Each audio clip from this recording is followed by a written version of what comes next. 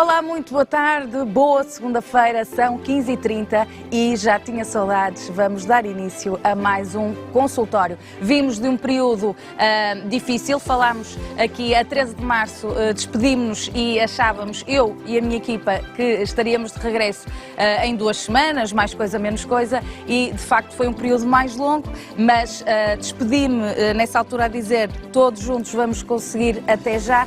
E aqui estamos, vamos continuar a dar aqui atualidade sobre os temas de saúde. Sabemos que a pandemia é de facto o tema, continua a ser o tema de saúde do momento, não só em Portugal como no resto do mundo. Nós vamos fazer aqui a nossa parte, tendo sempre em mente que é importante falar sobre todas as outras áreas da saúde que não podem ser esquecidas e afetam muitos e muitos portugueses.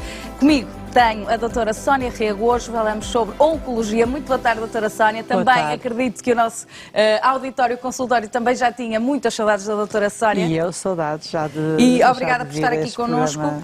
É verdade que temos que nos continuar a preocupar com todas as outras patologias e a oncologia é uma patologia séria, grave, que pode ter consequências muito desoladoras na vida de uma pessoa e da sua família. Portanto, convém não esquecer aqui os sinais, não é? Exatamente.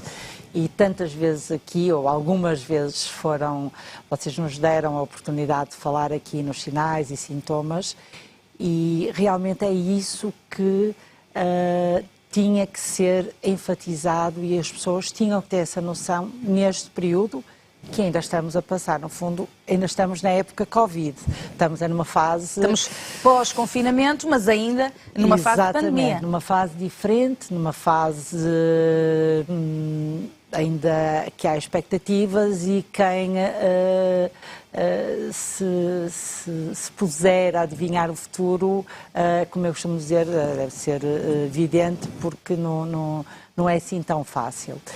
Portanto, o facto desta fase que nós passamos, e principalmente na fase de emergência, que foi uma fase complicada, para o doente oncológico, e já falamos aqui algumas vezes, portanto, no fundo, o que precisamos é desmistificar o cancro, as pessoas enfrentarem a sua doença e saberem que o cancro já não é o que era, a grande maior parte das vezes.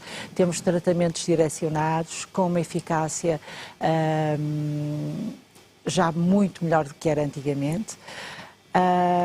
O que aconteceu foi que, com isto tudo que se pairou do mundo, não é? No fundo, as pessoas tinham o estigma que tinham uma doença oncológica e também tinham uma outra assombração, que era o Portanto, para além daquele bicho-papão, que sempre foi, e ainda continua a ser, utilizar até mesmo o termo cancro, não é? Sim, falamos sim, aqui sim, também já muitas vezes sobre isso. A verdade é que ainda juntou-se a este um outro receio ainda maior e generalizado. Exatamente. Não é? Portanto, foi, no fundo, as pessoas tinham duas batalhas. Uma era, afinal de contas, eu tenho cancro, ok, mas se é para combater, quero combater e vamos combater, mas também tivemos de ter todos a grande preocupação para que não contraíssem o Covid-19. Que também foi de certeza um desafio para a classe médica, claro. E os auxiliares, enfermeiros, etc, não é? Todos os profissionais de saúde, porquê? Porque muitos doentes, com isso tudo que surgiu, que foi uma forma, foi relativamente súbito, porque foi, mesmo já tendo começado, tudo iniciou em dezembro, no estrangeiro, mas até no início achava-se que não ia chegar a Portugal, não é? Portanto, houve muitas... acho que nenhum de nós, enquanto profissionais de saúde, imaginava que as coisas tomassem a proporção que tomaram e que estão ainda a tomar. Portanto, imagino os doentes. Ficaram assustados, muitos não queriam fazer os tratamentos, até isto passar. Por outro lado, nós já imaginávamos, não tínhamos a certeza, porque certezas ninguém tem, até hoje acho que não temos todos certeza. Todos os dias há novidades, não é? Claro, estamos diante de um vírus que ainda nos traz, ainda nos surpreende, consegue nos surpreender todos os dias, mas os doentes, no fundo, como não queriam contrair o Covid e achavam que isso ia passar rapidamente, queriam protelar os seus tratamentos. Então, o que a Oncologia teve que fazer é se readaptar. Readaptou-se como? Criando, porque os doentes oncológicos, ao fazer tratamento antineoplásico, já ficam mais habilitados, ficam mais propícios a apanhar infecções. Portanto, tudo que nós temos que evitar... Há uma baixa do próprio sistema imunológico no sentido de combater o cancro, não é? O que nós temos que evitar é justamente que o nosso doente, que esteja a fazer tratamentos, contraia o Covid. Acima de tudo, tínhamos que acautelar isso. Foram criadas algumas medidas, nomeadamente os doentes oncológicos terem circuitos separados, testarmos os doentes sempre, a cada ciclo. Com isso, acho que se conseguiu evitar também que houvesse grandes prejuízos, porque muitas vezes uma pessoa podia ser testado positivo e ser assintomático. Se a pessoa não tiver a fazer tratamento antineoplásico, nem se apercebe. Eu acredito que muitas das pessoas que não fizeram o teste, se fizerem um teste, vão dar positivo, como agora os testes os serológicos, não é? Exatamente, que agora se fala da imunidade, etc. Agora, que vale o que vale, porque também já é controverso. Mas, de qualquer maneira, não era de todo desejável que um doente sob tratamento antineoplásico também contraísse Covid. Portanto, foram feitos todas essas diligências para que não contraíssem. Mas daquilo que é a sua experiência profissional e neste caso específico, houve de facto muitos doentes oncológicos a contraírem o vírus? Não. Ou daquilo que está informada? Não foi uma população-alvo, vamos dizer assim, dentro da saúde? Não, julgo que as medidas foram tomadas atempadamente. Foram logo muito protegidos estes doentes? Exatamente. Eles habitualmente, nós já avisamos todos os cuidados, se tiver alguém com infecção perto. Fora a época pré-Covid, não é? Porque agora nós temos a época pré-Covid e a época pós-Covid. Pré-Covid já há sempre os ensinos quando vão fazer tratamentos antineoplásicos, do doente ter cuidado, se tiver alguém a tossir para cima de si, também para se afastar. Também são doentes que habitualmente nós já fazemos ensinos de métodos de higiene, portanto já são doentes habitualmente que já têm... essas noções. Exatamente, portanto... agora foi só intensificar esses meios para que não contraíssem o Covid, que era o desejável. Agora, imagino também que tenha sido uma altura de muitas dúvidas e aproveito aqui para apelar às chamadas, porque de facto continuamos a ter a nossa linha telefónica disponível para ouvir as suas questões e dar-lhes a melhor resposta possível. Portanto, pode e deve começar a ligar 225-083-204, o número habitual, o número do costume, para entrar em direto connosco e poder deixar as suas dúvidas e vê-las respondidas aqui em direto. O consultório passa agora a ter um bocadinho menos de tempo, mais concentrado, 1 hora, portanto as chamadas, a linha telefónica é aberta na segunda parte, mas pode e deve começar a ligar. Caso não possa entrar em direto connosco via telefone, pode fazê-lo por escrito e enviar a sua questão para consultorio@portocanal.pt. Doutora Sónia, que dúvidas é que assolavam mais os seus pacientes? Qual era assim a questão chave? Era mais no sentido de tentar protelar os tratamentos? Quais eram as questões assim? No fundo, eles tinham 2 inimigos, não é? Ou melhor, eles tinham agora tinham que combater é mais 2 do que uma fatores. frente. Exatamente. Um era o cancro, outro era não apanhar o Covid, não contrair o vírus. portanto, quando temos dois inimigos, que não é inimigo, porque o Covid é inimigo, mas no fundo, aqui o objetivo era não contrair o Covid, parece que eles tinham que, muitos deles achavam que tinham que fazer uma opção. E, no fundo, a nossa missão é dizer-lhes que eles poderiam escolher as duas coisas. Nós podíamos fazer o tratamento antineoplásico, tentando adaptar os esquemas para que o doente viesse o menor número de vezes às instituições, porque isso também, no fundo, ajuda a não se contaminarem e a não haver uma grande concentração de pessoas. Portanto, também tivemos essa preocupação, mas também haver a importância de fazer o tratamento antineoplásico, mas também não contrair o Covid. E esse eu acho que foi o maior desafio, porque tínhamos que mostrar, porque assim, há doentes com cancro que não têm grande sintomatologia. Temos doentes que dizem assim, doutora, não se enganaram no diagnóstico, não é?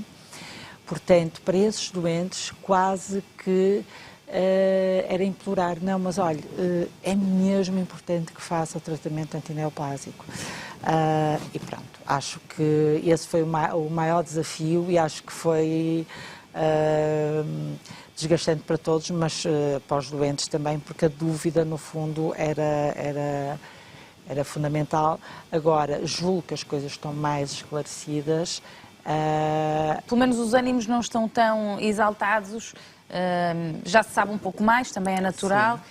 E também com esses dados que a doutora Sónia também está aqui a revelar, que de facto não foi uma população-alvo muito afetada, se calhar as pessoas começaram a ficar um bocadinho mais tranquilas, pelo menos. Sim. E sabemos também que este aspecto psicológico é muito importante nos doentes oncológicos. Falámos aqui as duas muitas vezes sobre isso.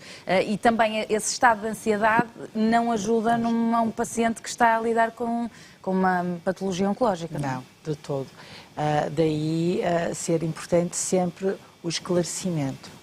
E isso, e vocês, aqui o programa Consultório Porto Canal, tem ajudado imenso nessa divulgação, porque conseguimos abranger um número muito grande de pessoas, porque se a pessoa estiver esclarecida, as dúvidas acabam por ser menores, os medos acabam por ser menores. O problema é que, se não explicarmos às pessoas, elas também acabam por não saber. Muitas consultas foram anuladas.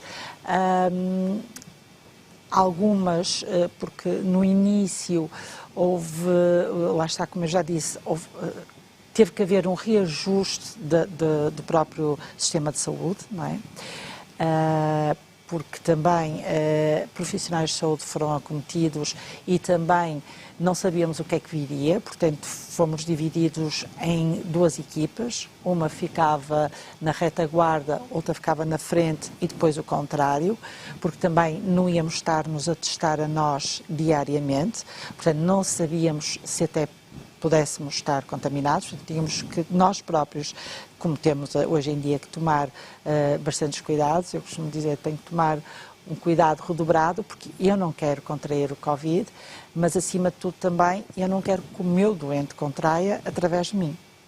Portanto, os doentes passaram a ter um bocadinho menos contacto com os médicos. Eu falo por mim, mas acredito que os meus colegas também, ou seja, contactaram sempre em todas as consultas, mas aquela consulta... Tirar muitas dúvidas ao nível do telefone. Sim, também, não é? Muitas consultas passaram a ser por via telefone e por videoconsulta, não é?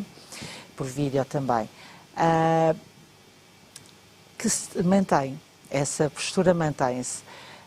Eu gosto muito do contacto. Pois. Acho que isso é fundamental, sentir o doente. É diferente de estar do outro lado e estar... Mesmo para a vossa avaliação, não é assim tão... Não. E o doente... Não é um pormenor, não é? Estar com a pessoa fisicamente para vocês é completamente diferente, não é? E o doente sente muito, já no outro dia disse e digo, e isso acontece e ainda continua a surgir situações assim. Liga-se para uma consulta por telefone, E o doente, no dia da consulta, não é? É avisado previamente que não precisa vir. Quando são aquelas consultas de seguimento, que nos parece só para ver se o doente tem queixas, se não tem, e para ver o resultado dos exames. Portanto, está-se a evitar, no fundo, uma ida do doente ao hospital, a sair do seu ambiente e estar num ambiente com mais população.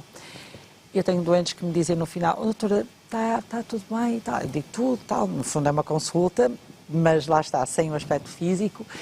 E, doutora, então, e a nossa consulta agora fica para quando? Para a semana?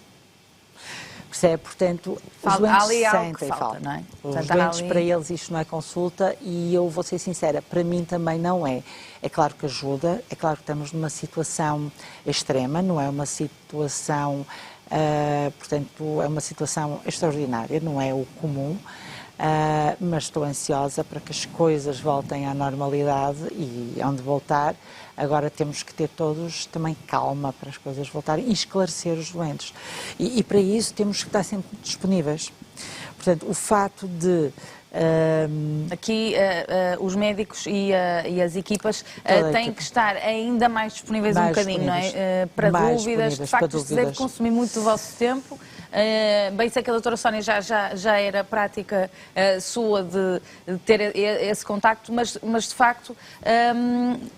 tem mesmo que ser, não é? Mas porque triplicou. Senão as pessoas... Triplicou, não é? Não duplicou, triplicou. Acredito que aquilo que eu achava que era impossível de ser ainda mais puxarem por nós foi. E agora, completamente compreensível. Não é? É compreensível, porque o doente... Estes doentes devem sentir-se naturalmente mais inseguros. Foi muita insegurança, muita ansiedade junta e que tinha que ser esclarecida. E quem é que iria esclarecer se não são os profissionais de saúde? Não é? Quer dizer, não é o vizinho... Também não se pode dizer às pessoas para tentarem informar-se em fontes fidedignas e depois tirar-lhes essa informação daquela fonte que para estes pacientes é sem dúvida, eu acho, no fundo, o guru. Não é? É isso que eu digo. Eu acho que neste período houve, e como eu disse, e eu acho que, e o bonito de ser oncologista, principalmente, é isso, é mostrar-se disponível e estar disponível sempre o máximo possível. Claro que as pessoas também têm que ter, nós somos seres humanos, não é? Temos a nossa vida também, mas dentro do possível, eu acho que isso é fundamental, a pessoa podendo e tendo capacidade para isso. Mas acredite, nesta época, principalmente na época de emergência, eu disse triplicou, mas à vontade.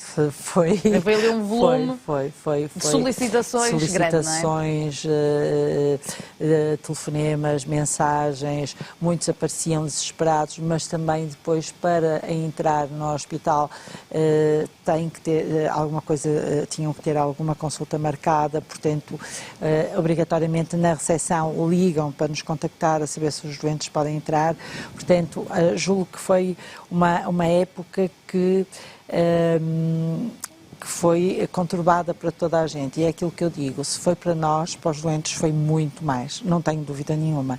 Agora, é sempre importante, e nós falamos aqui sempre sobre, e muitas vezes sobre os sinais iniciais, aquilo que deve motivar ali...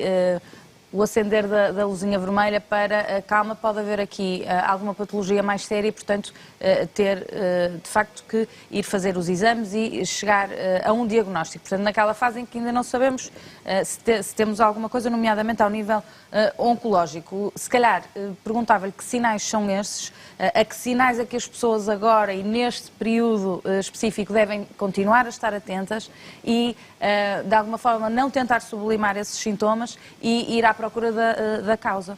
Exatamente, e já tivemos a oportunidade aqui a falar de sinais e sintomas, por isso que eu digo, nunca é demais estarmos sempre a rebater nisso, porque as pessoas têm que ter a noção que qualquer alteração que estejam a sentir, que seja persistente e de causa aparentemente desconhecida, emagrecimento sem causa aparente, por exemplo, falta de forças sem causa aparente, Porque muitas vezes atribuímos, estou cansado de trabalho, etc. Mas se estivermos a pensar e não tiver nenhuma alteração... Ou até mesmo aquele desânimo que assolou muitas pessoas nesta altura, não é? Mas não desvalorizar, não é? Não desvalorizar, nomeadamente perda de sangue pelas fezes, também é um sinal que tem que ser avaliado, independentemente da época, se era época de emergência ou agora uma época de maior, não é de relaxar, mas já conseguimos... maior liberdade. Exatamente, já conseguimos respirar um bocadinho mais. Portanto, ou então alguma alterações de trânsito gastrointestinal, sangue, qualquer perda de sangue deve ser avaliada, não é? Uma dor persistente que não cede aqueles medicamentos analgésicos, o paracetamol, que toda a gente toma e até se automedica, tem que ser avaliado. Portanto, não deixem de recorrer ao seu médico. É claro que nesta fase, muitas das vezes, conforme eu falei, as equipas ficaram, eu sei, muitos doentes têm-se queixado e têm recebido também contactos... De alguma morosidade, depois também na resposta, não é? De outros locais, etc. Mas têm que ser avaliados, têm que insistir, porque os doentes, se têm alguma sintomatologia, não podem ficar sem o diagnóstico. Sendo que também aqui dizer novamente uma coisa que dizemos muitas vezes, em todas as patologias é verdade, mas nas patologias oncológicas ainda mais, o tempo é crucial. É crucial, não é? É crucial. E a oncologia não parou. Muita gente pergunta, então, o trabalho, como é que foi nesta época, ou o confinamento, até há quem me pergunte, e a quarentena, como é que foi ficarem... Não, eu julgo que nenhum serviço de oncologia parou. Agora, realmente houve um reajuste, uma readaptação, e as pessoas têm que ter essa noção, têm sintomas, sinais, que já falamos aqui tantas vezes, sinais de alerta, por favor, não descurem para poder-se fazer um diagnóstico atempadamente e ser melhor o prognóstico. Com o melhor prognóstico possível. Nós vamos seguir para intervalo. A doutora Sónia Rego continua connosco na segunda parte do consultório. Relembrar que pode ligar o 225-083-204 para deixar aqui a sua dúvida em direto e poder conversar com a doutora Sónia um bocadinho. Pode também deixar a sua dúvida por escrito em consultório@portocanal.pt. Até já.